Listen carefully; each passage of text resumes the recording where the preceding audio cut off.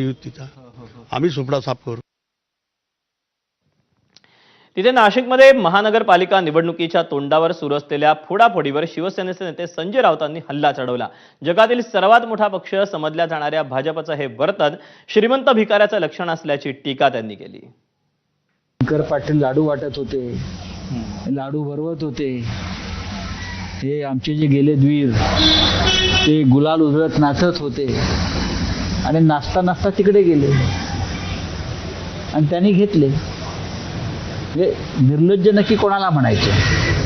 यांना म्हणायचं की घेणाऱ्यांना म्हणायचं? महाराष्ट्र नवनिर्माण सेनेतून जे गेले किंवा आमच्याकडून जे गेले ते भटकेच आहे, ते भटकेच आहे.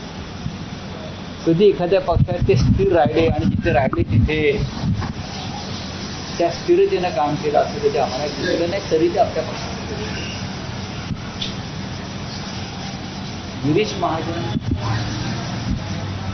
हे स्वतःला बाहुबली, देवेंद्र फडणवीस, नरेंद्र मोदी हे राजकीय चारित्र्याच्या गप्पा मारतात ना. मग ज्यांच्यावर तुम्ही कालपर्यंत आरोप करत होतात नाशिकमध्ये, भ्रष्टाचाराचे किंवा इतर काही आरोप, गुंडगिरीचे, अंडरवर्ल्डचे, हे सगळे तुमच्या पक्षातच कसे? बलात्कारी, खुनी कसे काय? तर गिरीश महाजनना एक नवीन गँग निर्माण करायची आहे, दाऊदसारखी. मुंबई महापालिका निवडणुकीसाठी एकत्र आलेल्या ठाकरे बंधूंनी त्यांचा अजेंडा ठरवल्याचं स्पष्ट केलं. युती